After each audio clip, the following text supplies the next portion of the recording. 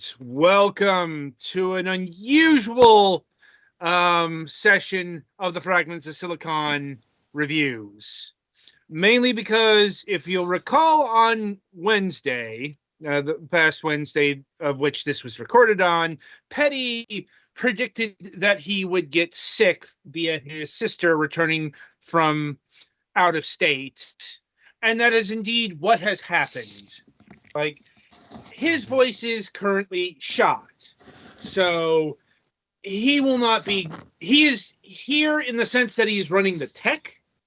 He is typing text at us, but he can otherwise not speak, or his voice isn't going to be legible enough to do a review today. So we are presenting 3 reviews today. We will get to Petty's review sometime during the week. It's dependent on his voice. As early as Monday, maybe Wednesday, maybe sometime other. We don't know. It's kind of incumbent on his health, but if there isn't a review by showtime on Wednesday, that's the reason. Anyway, with that in mind, we've got 3 reviews up this week. The first of which is Turok 3, Shadow of Oblivion, Remastered. Fair warning now, this is probably going to be a bit of a long one.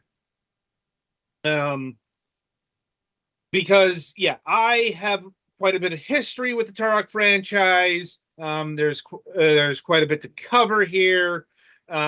So, fair warning that don't be surprised if this ends up being a half an hour to an hour. But I suppose Meanwhile, I remember when they put it on the N64 and was thinking about maybe getting it, but I didn't. Well, you probably are remembering like Turok 1 or Turok 2. Oh yeah, the original Turok Dinosaur Hunter. Yeah. Point is, like, if people think of the N64 Turok games, they're usually thinking of either the first one or the second one. Maybe Rage Wars enters the conversation, but Turok 3 is very, very under-discussed. And there are reasons for that. It's come up in the discussion of Turok 3, because Turok 3 was being made for the N64 in the year 2000. And it came out, if I'm remembering correctly, I believe that summer. That is technically summer. September 6th, 2000 here, and in Europe, September 8th, 2000. I'm like, now try to imagine the gaming world in that particular time frame. Can you imagine what Turok 3 might have been overshadowed by?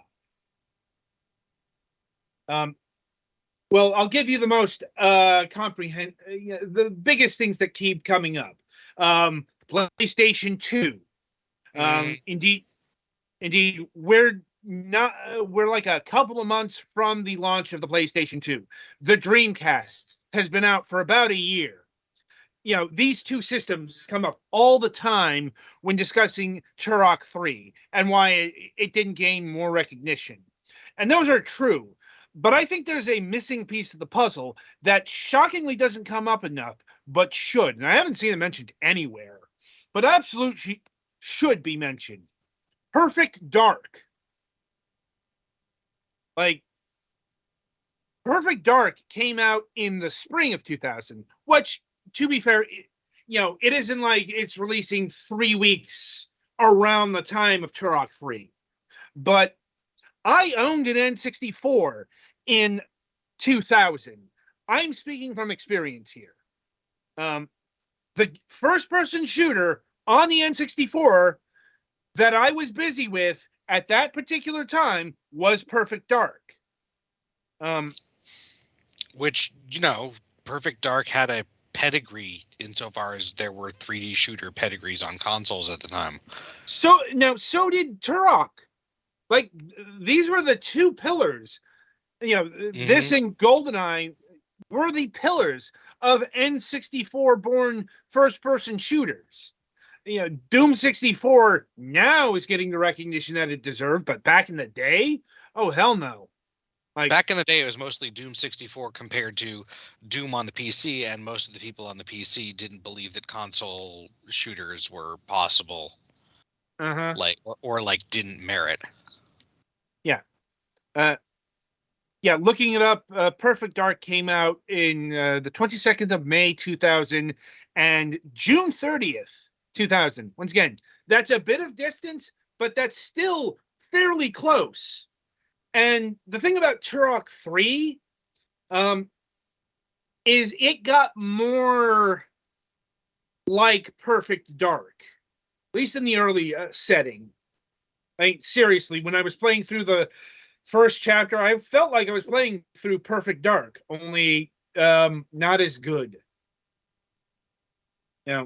Because Turok 3 has also made choices. Because, like, when people bring up the Turok games, at least the N64 Turok games, things that get brought up a lot are the level design of like Turok 1 and Turok 2. Namely how 90s FPS it all is. Turok 2 especially. I think I've complained about this myself. I've never actually beaten Turok 2 because the levels are so long and spindly. And Turok 2 also had objective-based gameplay going on there. Turok 3 is a lot more streamlined in its design. The frequent citation is Half-Life, and yeah, there's a lot of Half-Life in its level design. But it's not quite the linear series of corridors that Half-Life is. You know that's true. No, the level design is actually a lot more like, as you go along through the game, Quake 2. It's kind of stunned by that. Because it does the same thing that Quake 2 does, in that it has a perfunctory, objective thing, usually found at the end of a place. But in certain levels, in certain chapters, there are like multiple segments that you have to go through and to get the objective. Quake 2 is much more consistent about that. Like, that's more Chapter 4 Turok 3 than Chapter 1. I would put that up to the constraints of the Nintendo 64 hardware. In fact, a lot of this game can be chalked up to the constraints of the Nintendo 64. Because, usually I try to avoid reviews of other people so as not to influence my review. This time I did happen to watch a couple of Turok 3 reviews. Like N64 Glenn Plant posted one, which I wasn't sure he was going to do, given that I don't think he did one on Turok 2. Now, anyway. But he noted how much harder the Nintendo 64 version of Turok 3 was to control, which, makes sense. Because, you're using not just an analog stick, you're using the N64 analog controller. And, that thing wasn't too good. Even putting aside the design, like, the actual analog stick wasn't good. But, and that's been mitigated here, because, with Turok 3 Remastered, you can either use a modern day Xbox, PlayStation, insert controller here, or good old keyboard and mouse, which is a first for Turok 3. More on that in a bit. So, you have a level of fine control that you never did. It is worth noting that the auto aim is here if you want it. I would recommend turning that off. I did test that out a bit. The auto aim is kind of shit. Or rather, it's kind of paradoxical because it doesn't auto aim enough. And I know that sounds weird, but there's a lot of the time when the auto aim just won't lock on. Now, especially if you're moving. I don't know if that is a porting issue, a PC issue, or if it's a thing that was endemic. This is the kind of thing that, but I definitely,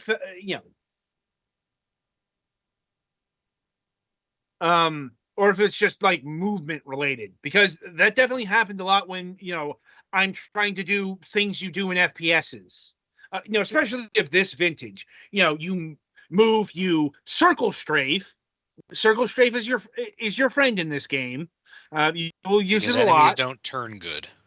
And like I said, with the enhanced controls, you do turn good in this. So, but yeah.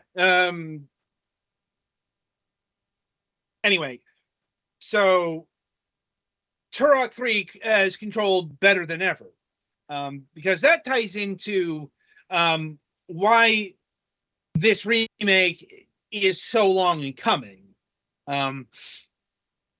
Because I think it came up when we talked to Steven about Turok 2 way back in the day.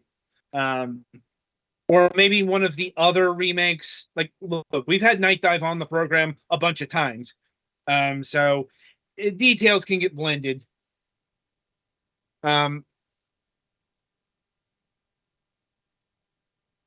Anyway, so the reason why Turok 3 was so hard to do was because there was no PC baseline to work on here. Turok 3 is a pure N64 game, whereas Turok 2 and Turok 1 had PC ports. Now, Night Dive's porting abilities have gotten better since like I said, I think that was in Turok when we talked about Turok 2. Because we've had like Doom 64 and hybridizations with the Forsaken and I'm trying to remember which one it was, Power Slave, and so on and so forth. In fact, like they reversed engineered Quake 2 N64 into the Quake 2 remaster. Go see our review of Quake 2 for more details on that. So clearly, Night Dive's ability to access console shooters has improved, but apparently there was more here with Turok 3 that required more manpower, required better tech. I couldn't tell you exactly because we don't have the details on Turok 3 yet. I have tried to get Night Dive on the program. They have not been able to fit us into their schedule yet. I would like to rectify this. So if they actually listen to this review, we are keen to, work it into our schedule. Just putting that out there. Anyway, point is, just from what I've been able to glean from the press materials and the developer stuff that I have seen, Turok 3 required some next level effort to get to other platforms.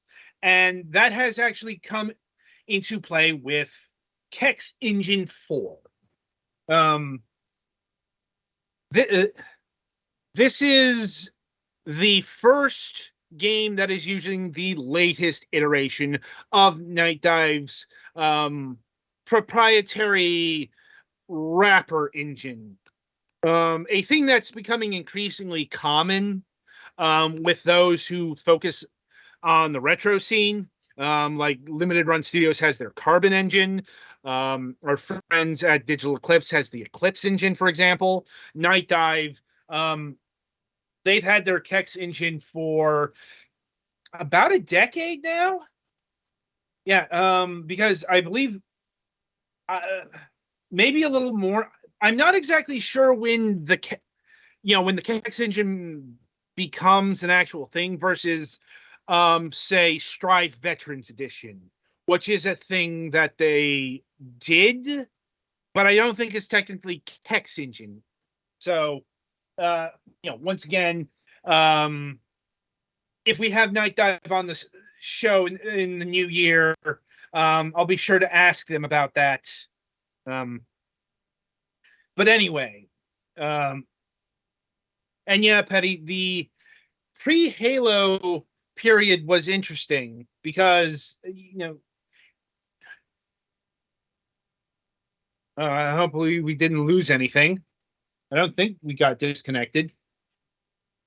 We haven't lost anything. The stream has been going. It just paused for a couple of seconds, but it hasn't actually broken. Okay. Because that's the last thing we need. Live recording.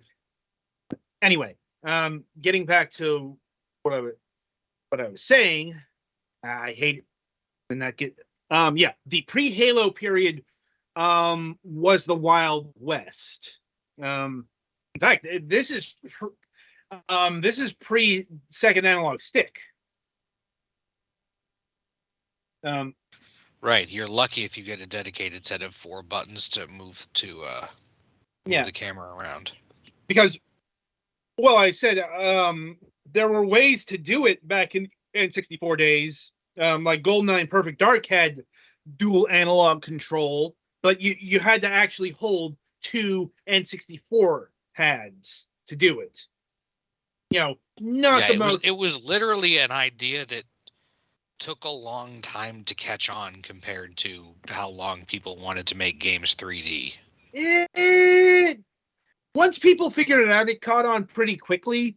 Yeah, but there was still a period of like 5 years there where it was kind of No, because here's the thing. Oh yeah, the time I'm thinking I forgot the time compression there is ridiculous. Yeah, because here's the thing. The control scheme of dual analog sticks is generally attributed to Alien Resurrection, which was released in the year 2000 for the PlayStation 1. Mm-hmm. That's just a year from the PlayStation 2, which the PlayStation 2 having the dual analogs out the gate is what truly standardized dual analog control. So like between 1996 and 2000. Yeah, that's your actual time period. I know Halo is the one that's really given the boost, but like Halo is at best 2001. Like, so, we're talking about a time period of a year. Anyway, my point is, what Turok did to get around that, because Turok has always had an arsenal. Like, it's another one of the signature things. Like, even for a 90s FPS, Turok it has one of the more dramatic tech trees, because you go literally from regular old bow and arrow to alien gun that shoots projectiles that home in on the target, drill into their brain, and make their head explode. Yep, it's starting with Turok 2. Like, Turok 1 did not have the cerebral bore, for reference sake. But it did have other high-tech weapons. Oh, yes, very much so. My point is, you got a lot of weapons, and it tried to, and it's always had, the conventional way of, you cycle through all the weapons, but what Turok, beginning with, with Turok 2, you got the radial wheel. That's right. The Turok games were using this before it was in vogue. Before we realized, oh, hey, we don't have to do the Halo thing of just carrying 2 weapons. Yeah, there were other like it's true that on console you don't have a row of hotkeys, so you can switch to 10 different weapons at the touch of a button. Mm-hmm. But there is the radial wheel, and it is possible to just have a few that you can cycle through also linearly. But yeah, there's benefits ironically, and downsides to each of those. yeah, ironically, the radial wheel with a keyboard and mouse is kind of shit. Because because it's optimized for like hold one button and twitch in a direction or something like that. It does that, but it kind of half measures it. It's weird.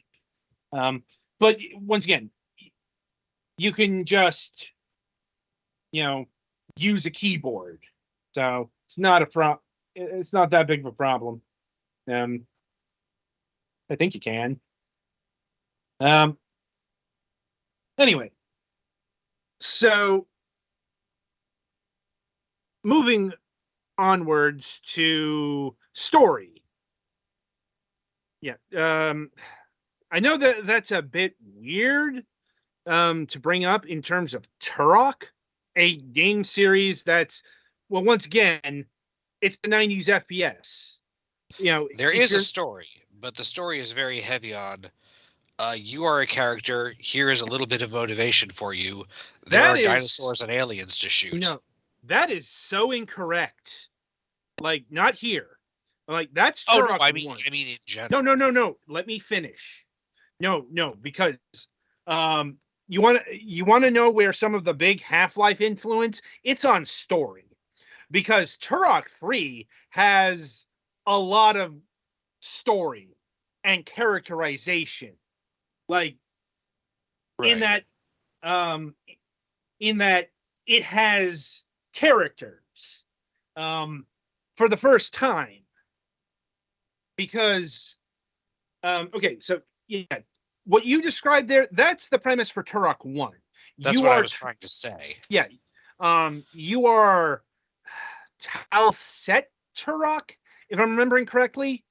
In that one, and you are a guy who not just hunts dinosaurs, but kills the evil human, the campaigner, or whatever he's supposed to be. Doesn't really matter. It's Turok 2 when it starts actually having an actual narrative, like in-game. You play in that one as Joshua Fireseed, and establishing like Joshua Fireseed as maybe the most important Turok, because he delineates down here to Turok 3, because Turok 3 has an inciting incident, which is a new thing for Turok. Beforehand it was just, evil dinosaurs or dinosaurs in Turok 2 have invaded the Lost Lands. Go kill them and go do some other things as well. Like Adon will explain your mission objectives and the backstory in Turok 2. Turok 3 is actually going whole hog on cutscenes and story and characters, and it's kind of weird for a Turok game. Because this game really establishes, like, in the games that the Turok is a mantle, not a person. As in, someone adopts the title of Turok and becomes Turok, or is in line to become Turok. And in Turok 3, that's the keep of the Fireseed family. So in Turok 3, Joshua Fireseed, the Turok from Turok 2, gets assassinated by Oblivion spawn, who are introduced in the bonus stages of Turok 2. That's where that particular code comes from. Oblivion is at hand. Oblivion is the villain of the third game. who I believe was awoken by, or I suppose that doesn't matter because it doesn't really come into play how he comes into power.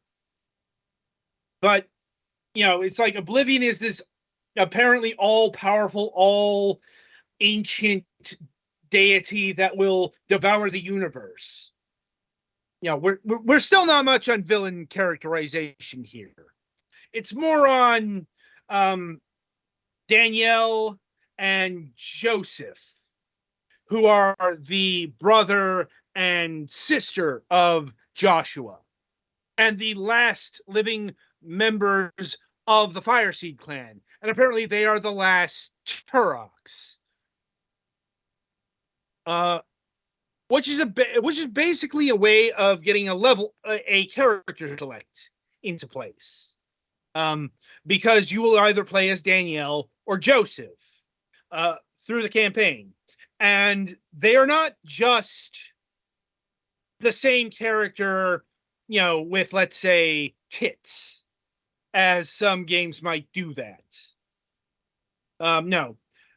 First of all, Joseph is like 13, 14, so he's a might bit shorter than Danielle. Mm-hmm. And also, they have different abilities.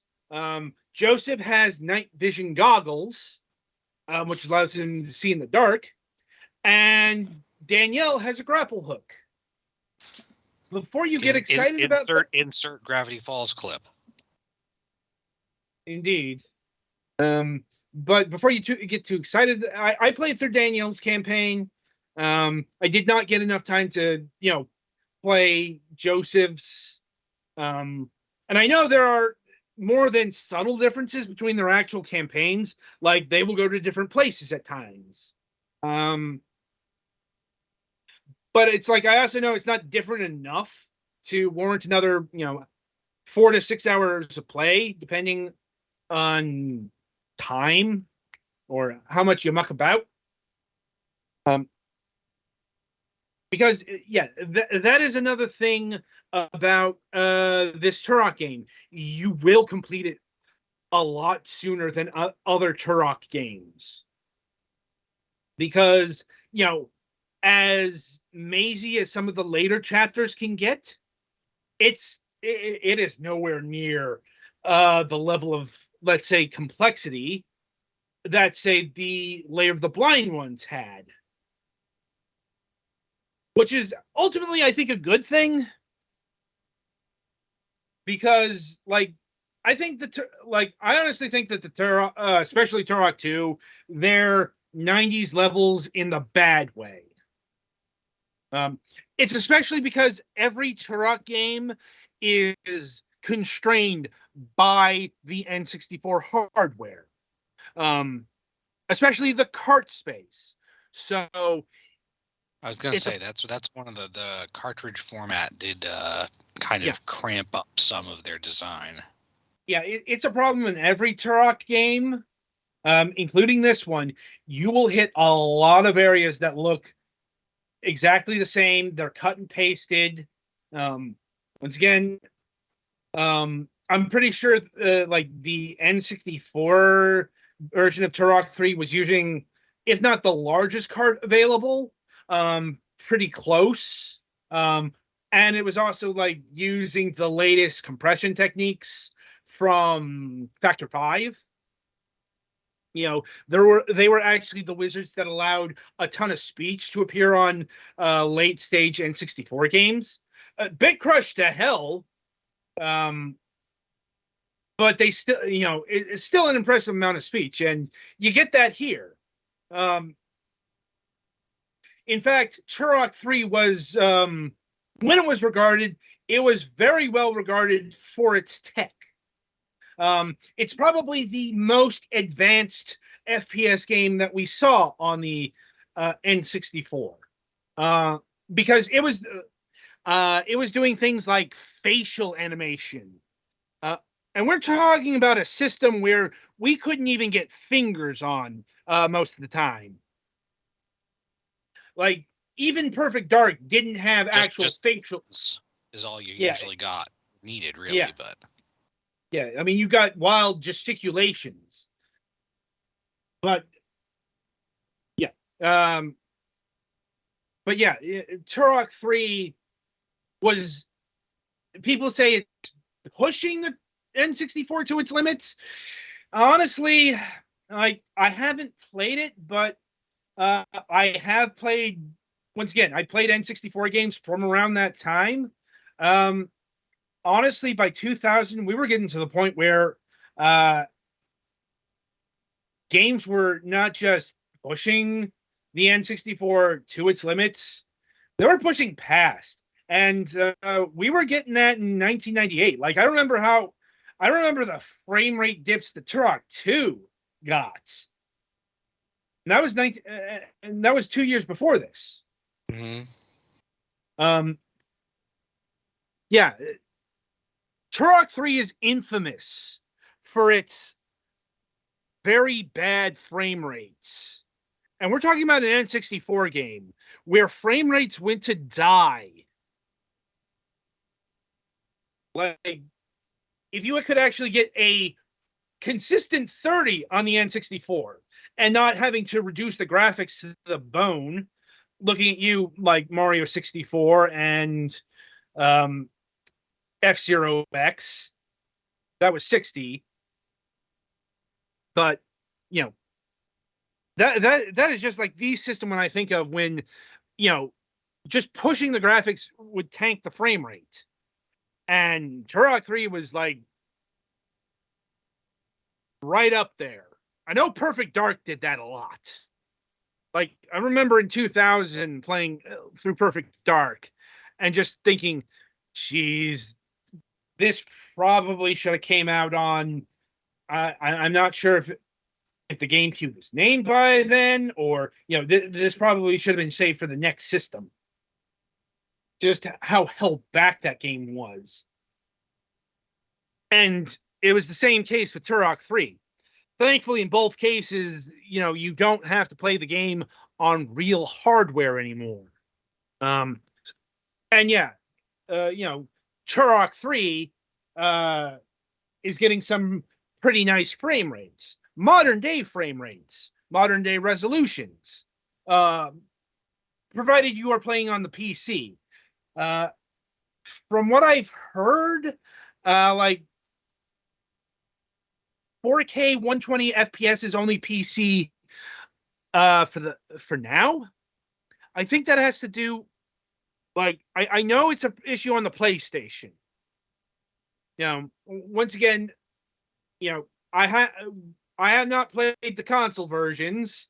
We did not get any console versions of this, so it's a big stab in the dark. But I've heard that, like, the PlayStation version doesn't scale up that high because it's a PlayStation 4 SKU. This so I do want to be clear. But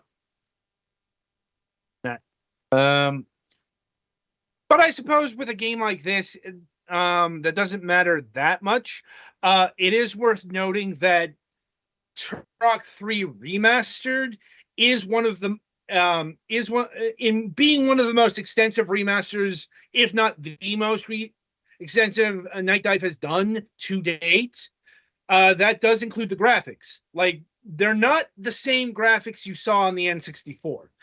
There are graphics comparisons because we do not have access to an N64 and a copy of Turok 3.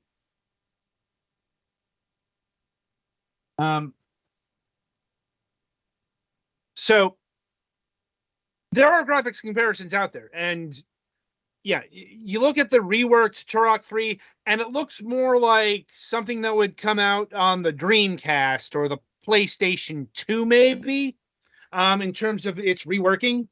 To a certain point, like, it still has some of that N64 geometry going on there, especially some of the enemies that have that weird N64 polygonal look.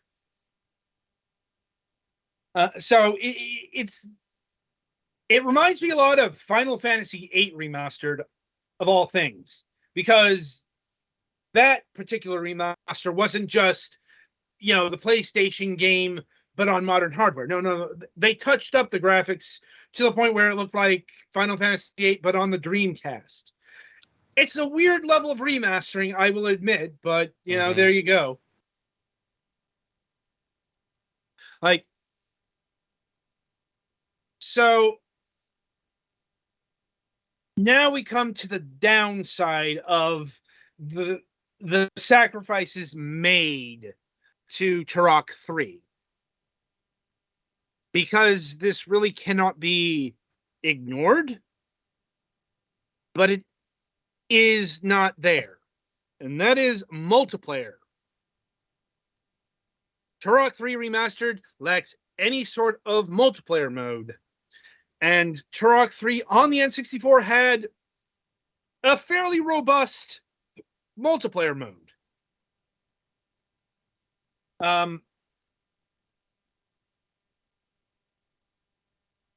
Including a cooperative mode. That was intended, but not included. And you might be wondering why Night Dive didn't have the multiplayer mode here, why they might not have included, why they didn't try to dig up the cooperative mode, and that goes into the painstaking effort that was required for this remaster.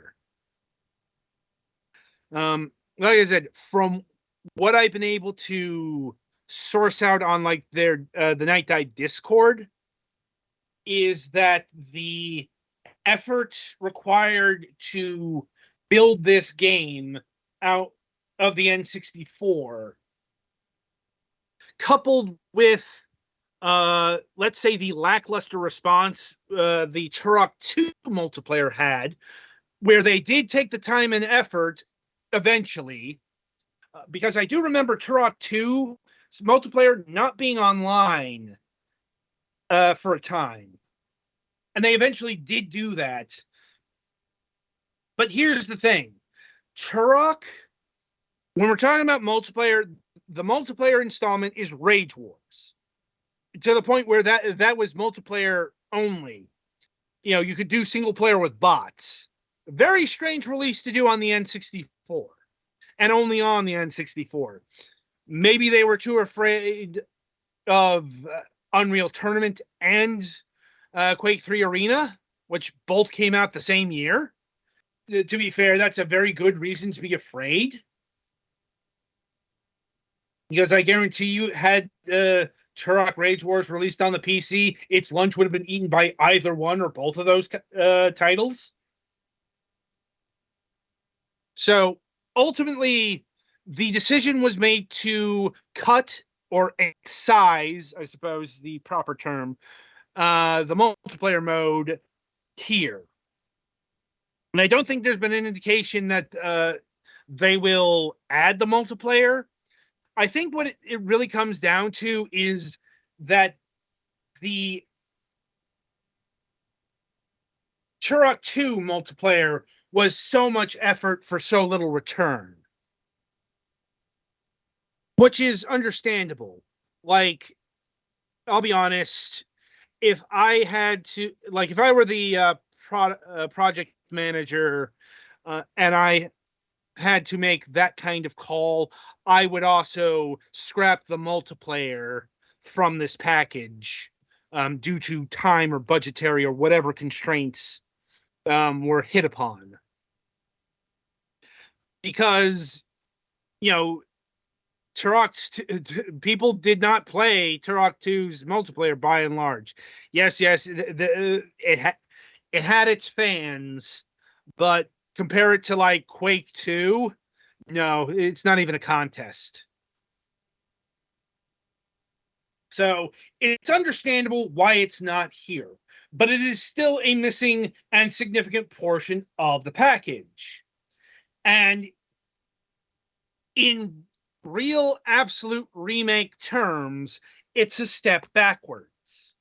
Because, we're hitting the point where remasters and remakes are not only not only presenting updated graphics, modern resolutions, but restoring cut content. Night Dive's own other remasters this year had this in Rise of the Triad, Ludicrous Edition, and Quake 2. So that needs to be recognized. But in overall terms, I don't think it hurts the package all that much. But it would put this a couple of notches below those other remakes or remasters, however you want to define them.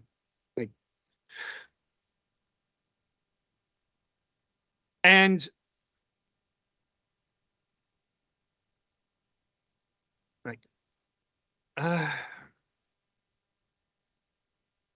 sorry, lost my place there. Yeah. Right. So in comparison to Night Dive's other remasters, it's hard to judge them one against each other in term, because why did one get more content than the other, and so on and so forth. But here's the thing: they are all different games that worked on different technologies with different systems and all that stuff. Yeah. So it's not a one-to-one comparison, but as pure games, because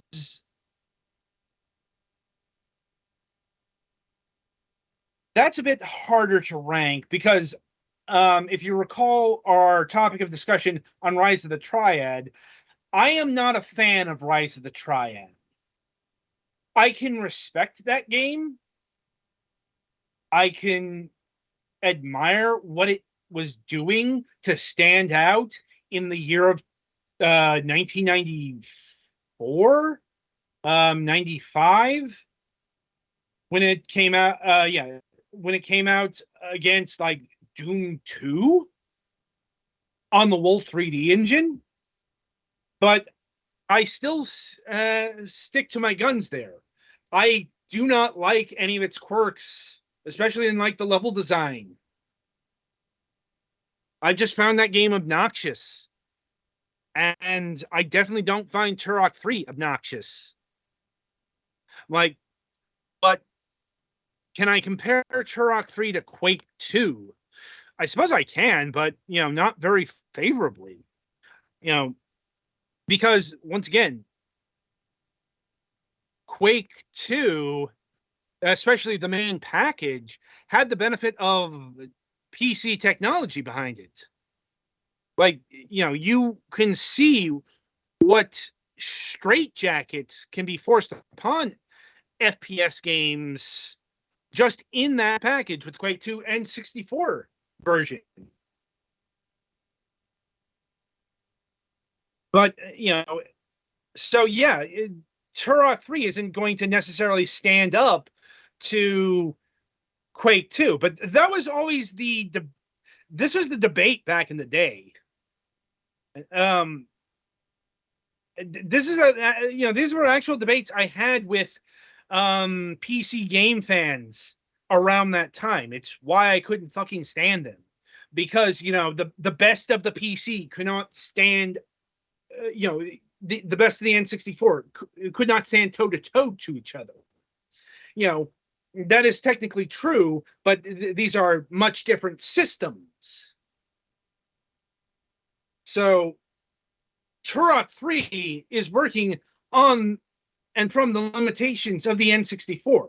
Like I said, advanced limitations, no doubt, but still limitations. So I don't think it's necessarily fair to say that, Quake 2 is better in terms of its level design than Turok 3, especially now, because, Quake 2 had a lot of help, if I'm being honest. Like, the extra content pack that's found in the Quake 2 remaster that was done by Machine Games. Turok 3 has no development studio wanting to make a new expansion, which is a bit of a shame because Turok 3's story. Okay, so I suppose I should spoiler warning here because I got to get into this. It's been Might as well. Petty, yeah. we were warned that this was going to be like 40 minutes. We're doing one less game today because you're not doing yours. Yeah. I told you that I had a lot of thoughts on this. But okay, so I won't get into the nitty-gritty details of the ending, but the way the ending is framed, I'll be honest, when I got to it, I thought I had just gotten the normal ending. Like, the way it was going on with Adon and this Council of Voices, it was a very, it's a sequel hook, or it comes across as, oh, hey, get all the pieces. I thought I had to get all the pieces of the super weapon. I missed one of those in this game. And I thought I had to use that on Oblivion, like you kind of have to do in previous games. But no, it turns out that's the actual ending to the game. So, cliffhanger? Yeah, big cliffhanger. And presumably that would have gotten into a potential Turok 4, but here's the thing. The Fireseed story ends here, as far as I know, because Turok Evolution is a prequel, and I think that involves the Tal Set Turok. I know that, or like the first Turok. I know it does not continue this story, and whatever plans were here, they were ditched. Unfortunate, I suppose, but maybe that will be resolved in some way. Anyway, let's see some other aspects. Turok 3's soundtrack has also been remastered. And unlike previous Turok remasters, there's no soundtracks to really switch from because, when it came to like Turok 1 and Turok 2, the N64 and PC versions had different soundtracks. Here, it's just the same soundtrack, but it's been updated. In fact, there's like a YouTube video, or I think I know there's a developer commentary on the soundtrack. I did not have a chance to watch that, so I don't know how extensive it was. It just Turok 3's soundtrack might weaker than the other Turoks. It's not bad, but it's definitely not as good as Turok 2 soundtrack. Just putting that out there. Anyway, so finally, with all that in mind, we get to pricing. So here's the real bit of sticker shock. Because this game is coming in at $30. So to give that price context, this is a retro game. That's a bit above the normal price for small/retro stuff, but this is small. This is retro, but not small. And you said it was a significant remaster. Yeah, but I'm also going to have to give this context to Night Dive's other remasters. Once again, from this year. Because Rise of the Triad Ludicrous Edition came in at $20 with a new release a new release deal at $15. And Quake 2's remaster came in at $10. So this game is coming in a bit higher than the usual Night Dive remaster. Now, some of that is not just the work that Night Dive put into this, but this is the first remaster that Night Dive itself has published in since Blade Runner Special Edition. Yeah. So other publishers set those prices, but once again, in fairness, like the previous Turok games were priced at $20. The real stab to the arm here is the pricing on the System Shock remake. Once again, published by a external source, so Night Dive may not have been either involved or quasi-involved. I don't know the story there. Once again, this is the kind of thing that an interview would help. So the System Shock remake is priced at $40. That's $10 more than this. And we know how much work went into that title. Yeah, and if nothing else, the amount of time it took speaks for itself. Uh-huh.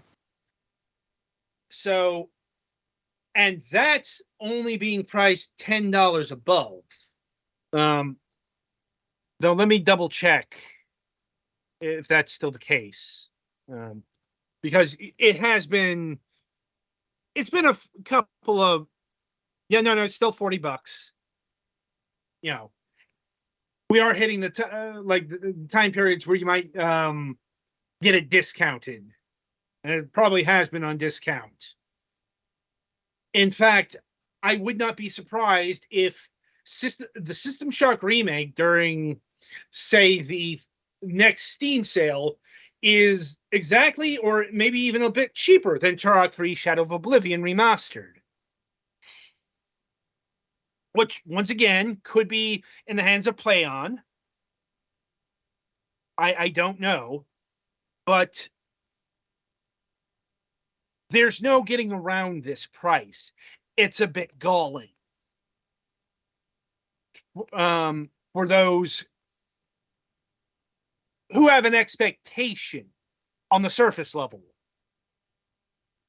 Because here's the unfortunate truth. The diehards in the Turok community, the people who are big fans of Night Dive, they'll support it sight unseen. Mm-hmm. To the casual observer, this is going to be a hard pill to swallow. In fact, I've seen it online. I've seen people who have flat out balked at picking this up at launch at $30. Because they were expecting $20. Maybe a discount. Which 20 is kind of the standard for this genre. Not of game, but of release. And once again, Night Dive's own re-releases have been priced at $20 for quite a while now. Outside of the Quake or Doom 64 remasters, which, once again, that was in the hands of Bethesda price-wise, and they decided $10 or $5 was the proper price. I don't know how involved Night Dive was in those discussions. I'm thinking not a lot. Our prices are determined by a precise and laborious process involving at least one dart and one dartboard. It's not that, because, once again, Turok 3's price is reflected in its effort. It took a lot of work to bring this to digital shelves. Yeah, but a lot of people are not going to be appreciative of that when it stands out from the crowd as being more expensive. That's the point I'm making right here. It's a justified price in the details. Just looking at it, and I think the biggest problem is there was no new release discount. It came out just at $30. There's no $25. That's the confounding thing for me. Because, okay, you're introducing a new price point to your audience. That's a risk. That's especially a risk because, we're talking about Turok 3, the least popular part of the N64 trilogy. So that's already got a bit of a mountain to climb. But, it's like I don't know the formulae for, effort put into copies sold. Whatever Night Dive and I presume Atari's expectations are at this point, Universal Games, all the stakeholders. But it's a bit concerning because, that could lead to less sales. Especially in the pivotal early release stages. I don't know what sales expectations are on this. So my ultimate point here is I hope the price point does not preclude us from getting Turok Rage Wars if they are keen to do that. Once again, there are risks. And if I had to be honest, I don't think monetarily it is worth doing Turok Rage Wars. I've heard, some people clamor for Turok Evolution. I think that needs more than just a remastering to actually be worthwhile. But, where the Turok series goes from here is up in the air. I don't know how much is hinged on, if anything is hinged on Turok 3, if they're just done with it now. Only time will tell, but ultimate point here is the price here is concerning. It's a justified price. If you want to support Night Dive, if you want to support their endeavors, I do think this is the proper price point, knowing what knowing what we know. But it's also, I can't in good conscience say, go for it. Not when Quake, not in terms of content, Quake 2 and even Rise of the Triad have this thing beat. Because the thing about Turok 3 is its campaigns, they're not that long now. And it gets into the value per dollar equation that we've come up across time and again. It might be hard to recommend a game that's only 6 to 10 hours, to someone. I suppose it depends on perspective, because I know people have complained about the AAA set being too long. This isn't in that conversation. It's a hard bit of analysis, but ultimately I will say Turok 3 is a paradox. It's their most impressive technology package wrapped around their least meaty content package, for whatever that is worth. All right. So, yeah, I think that'll about do it for Turok 3, Shadow of Oblivion. Normally this is the part where I would mention Petty's game, but once again, he is the voiceless this week. So be sure to tune in after the break, as the Golics will be reviewing Conflict Craft.